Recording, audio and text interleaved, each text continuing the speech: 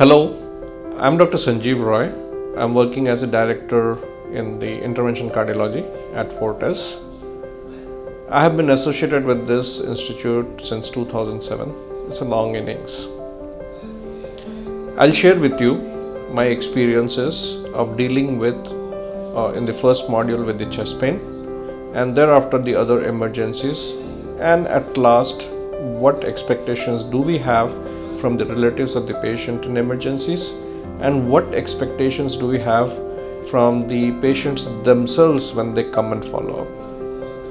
तो सबसे पहले मैं बात करूँगा चेस्ट पेन यानी कि सीने में दर्द। सीने में दर्द में कैसे पेशेंट को बिहेव करना चाहिए और कैसे आना चाहिए। सबसे पहले तो ये जानना चाहिए सीने में दर्द कोई ज़रूरी नहीं है कि गैस्ट्रिक ही हो। आम तौर पे इंसान उसको गैस्ट्रिक पेन करके नेग्लेक्ट करते हैं, क्योंकि सीने में बीचों बीच एक जलन जैसी सेंसेशन जो होता है वो हार्ट की वजह से भी हो सकता है और गैस्ट्रिक बर्न भी हो सकता है, यानी कि गैस्ट्राइटिस जिसको कहते हैं।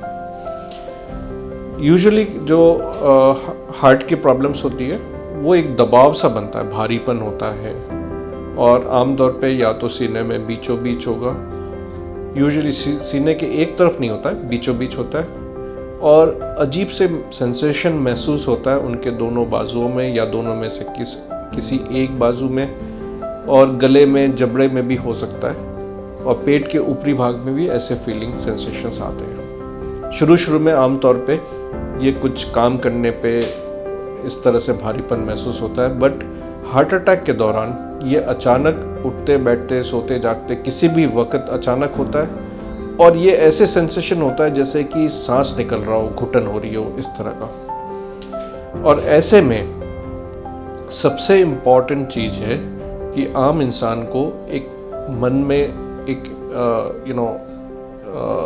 सस्पिशन होना चाहिए कि क्या उनको हार्ट की प्रॉब्लम है या नहीं है। और सबसे आसान तरीका इसको रोल आउट करने का होता है कि कोई भी आसपास हॉस्पिटल या डायग्नोस्टिक सेंटर हो, वहाँ जाके आप अपना ईसीजी कराएं, और सिर्फ कराएं नहीं, ऐसे नहीं कि ईसीजी करा के सुबह कराए शाम को दिखाए। ईसीजी करा के उनको कम से कम 5 मिनट के अंदर अंदर डॉक्टर को दिखाना होना ज़रूरी है। और अगर लगे उनको कि ऐसे में कोई विलम्ब हो रहा हो, कहीं आसपास डायग्नोस्टिक सेंटर या दवाखाना या हॉस्पिटल नहीं हो, तो वो इमीडिएटली एक डिस्प्रिन की गोली पानी में घोल के खा सकते हैं। और ऐसे जो व्यक्ति जो इसको गैस्ट्रिक के मरीज भी हो और इसे गैस्ट्रिक पेन भी करते हैं और अगर उनको गैस्ट्रिक की दवाइयों से रिलीफ नहीं मिलता है, तो एक पॉसिबिलिटी ये ध्यान रखना चाहिए कि हार्ट का प्रॉब्लम हो सकता है और इसे इमीडिएटली इस पॉइंट ऑफ व्यू से, इस नज़रिए से सोचे और इसमें अपना पहला जो कदम है वो उठाएं। वो पहला कदम ये होता है कि जल्द से जल्द ईसीजी कराएं। कई बार आज के तारीख में डॉक्टर से हो सकता है कि आपकी मुलाकात ना हो पाए, खास करके हमने पिछले साल जो कोविड के टाइम देखा है तो उसमें बहुत समय आपके डॉक्टर के एक्सेस नहीं मिल रहा है। बट अगर आपका ईसीजी हो गया हो और आपके पास एक स्मार्टफोन हो तो आप फोटोग्राफ लेके अपने डॉक्टर को भेज सकते हैं, ताकि एटलीस्ट उस ईसीजी का एक प्रिलिमिनरी डायग्नोसिस हो जाए और जब भी सस्पिशन हो तो उस पर अमल करें, एक्शन लें। ये तो रहा आपका पहला रिस्पॉन्स। नाउ इसमें क्या ज़रूरत है, क्यों हम इतना इम्पोर्टेंस देते हैं टाइम के? क्योंकि हार्ट अटैक एक ऐसे बीमारी है जो टाइम से संबंधित है, और अगर मतलब टाइम से ट्रीटमेंट मिले तो ये नॉर्मल जैसे हो सकते हैं। हार्ट अटैक मतलब ये होता है कि खून की 3 नलियाँ होती है हार्ट के ऊपर, कोई एक नली 100% बंद हो जाए। तो 100% बंद होना मतलब वहाँ उस नली के द्वारा जो भी हार्ट के मांसपेशियों में जो सप्लाई हो रहा था वो रुक जाता है। ऐसे में उस मांसपेशी का डैमेज शुरू हो जाता है, और डैमेज शुरू होते होते ऐसे टाइम आता है कि बिल्कुल ही डैमेज हो जाए, वो हार्ट मसल्स परमानेंटली डैमेज हो जाए। उदाहरण तौर पे इस बात को दे सकते हैं जैसे कि एक पौधा हो और उस पौधे में आप पानी नहीं दे रहे हो तो पौधा सूख जाएगा। सही वक्त पे पानी पिलाएंगे तो पत्ते वापस आएंगे, देर से पानी पिलाएं, कितना भी पानी पिला ले, पत्ते नहीं आएंगे, वो परमानेंटली सूख गया होता है। इसी तरह अगर हार्ट अटैक है जहाँ की खून की नली 100% बंद है, उसको जल्द से जल्द हम एक्शन ले, उसको ट्रीटमेंट करें तो मांसपेशियाँ वापस नॉर्मल जैसे हो जाता है। और अगर देर से हम ट्रीटमेंट ले, भले ही कितने भी ट्रीटमेंट ले, हार्ट कभी नॉर्मल नहीं होता है। और हार्ट की मांसपेशियाँ अगर कमज़ोर हो जाता है, वो धीरे धीरे बीमारी बढ़ती है और कमज़ोर होते रहता है। और ऐसे में हार्ट कमज़ोर होने से आयु की वृद्धि मतलब आयु कम हो जाती है।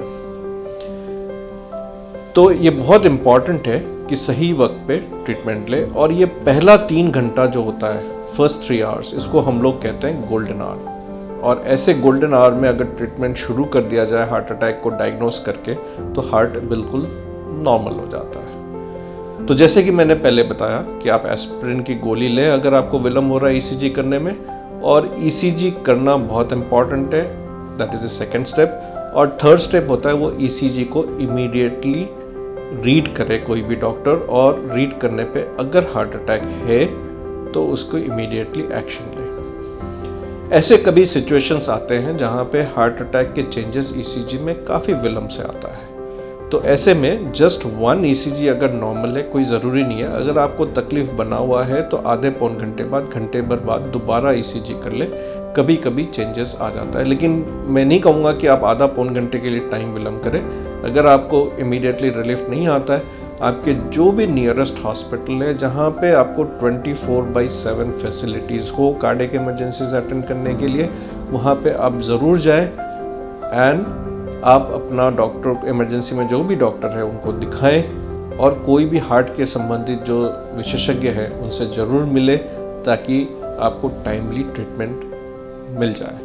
ये बहुत इम्पॉर्टेंट है कि हम इस गोल्डन आवर को जो है 3 आवर्स विंडो जो होता है, इसको हम पहचान पाए और ट्रीटमेंट शुरू कर दें, ताकि आपका लाइफ नॉर्मल हो जाए।